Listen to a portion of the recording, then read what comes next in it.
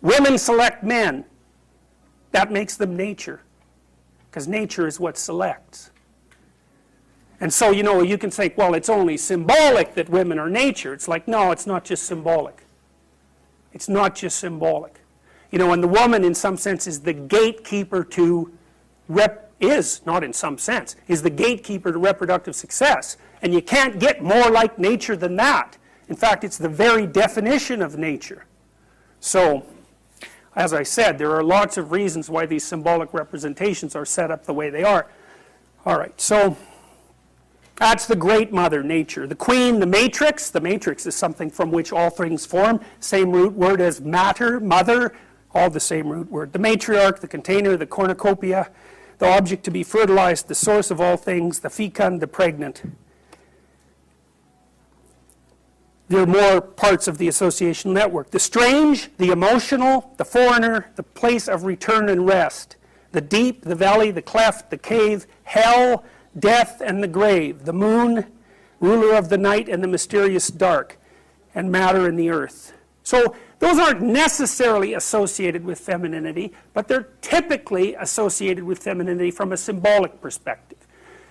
What emotion do you feel when you're going to approach someone you're very attracted to, and there's an extremely high probability that she's going to tell you to disappear? Right, exactly, absolutely, because it's a real judgment, right? We're going to see a movie called Crumb where you'll see this in great detail. But it's a real judgment. It's like the best judgment is, well, I don't mind your physical presence, but your genes should definitely not survive another generation. Right, and that's sort of generally translated into, I think we should just be friends.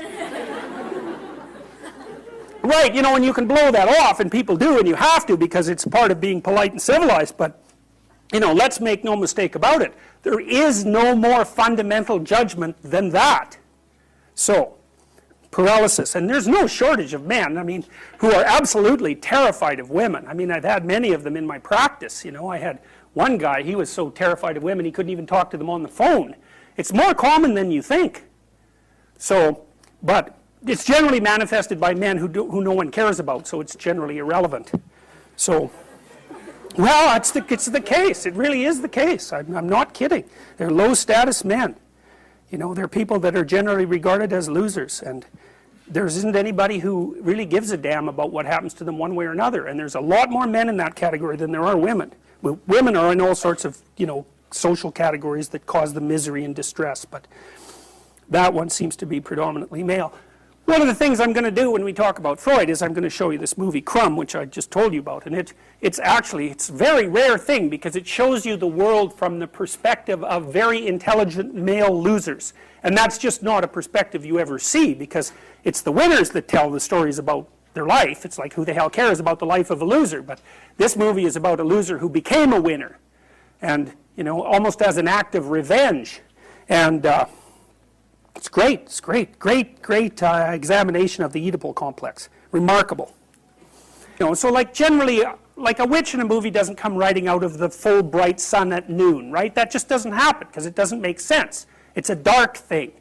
And so if you saw that occurring in the light in a movie, you'd think, you know, what the hell's going on here? That doesn't make sense. And the reason it doesn't make sense is because it violates the complex, the symbolic complex. So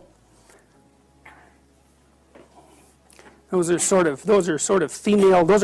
denizens of the underworld and hell. Very pleasant creatures. It's like Medusa with the head of snakes, you know. And if you ask, you know, why would a woman have a head of snakes in reference to a man? And that's really simple. I bet there are men here who know the answer to that.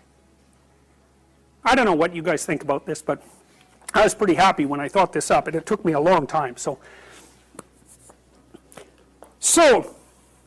if you think about the world in Darwinian terms, right, it's a struggle for survival and reproduction, which are basically the same thing. Survival is you, but reproduction is the survival of your genes. So it's a survival issue over very long spans of time. Okay. What do we call the selection mechanism?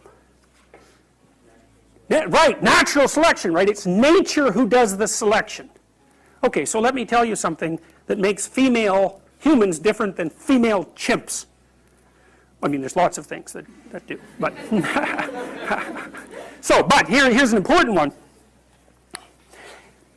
If you look at which male in a chimp troop fathers most of the offspring, it's the dominant male.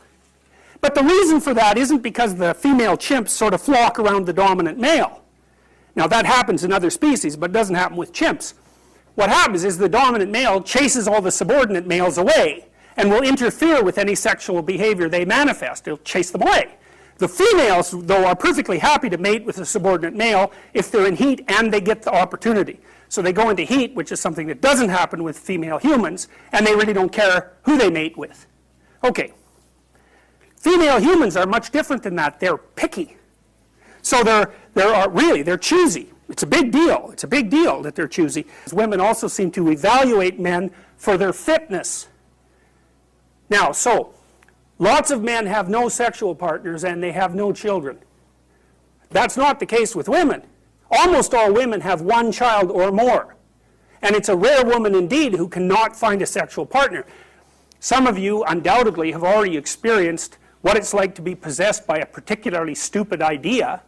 You know, so maybe you've grown out of one or two of the stupid ideas that possessed you, or maybe you're possessed by an attraction to someone you can't control, or you can't control your eating behavior, or you're a pushover when it comes to interpersonal interactions because you're too agreeable, or you fly off the handle and fight, and none of this is really under your control.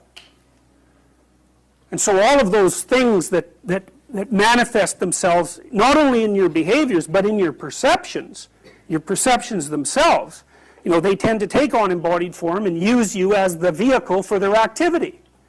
So, and when you're thinking about something like anger, for example, think about how it works, because it's quite peculiar.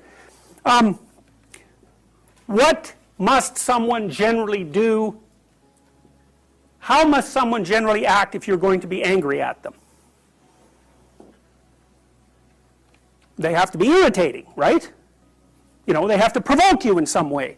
Well, the mere fact that you perceive what they're doing as irritating or provoking doesn't ensure that anyone else would have thought about it as irritating or provoking, or that that's what they meant, or that that's what's happening. And my point is, it's very important to think about these complexes of ideas as subpersonalities, because otherwise you really don't get what they're like. If you're angry, if you have a proclivity towards anger, especially if it's an unthinking proclivity, anything that someone says might irritate you. And it isn't like they say something and you think about it and then you get irritated. It's like you perceive the person as irritating. Maybe it's just the way they hold their mouth or something. It can be very, very subtle. And you might say, well, it's not me, it's you. It's not that I'm irritated by you. It's that you're irritating. And that, that's a very difficult thing to settle.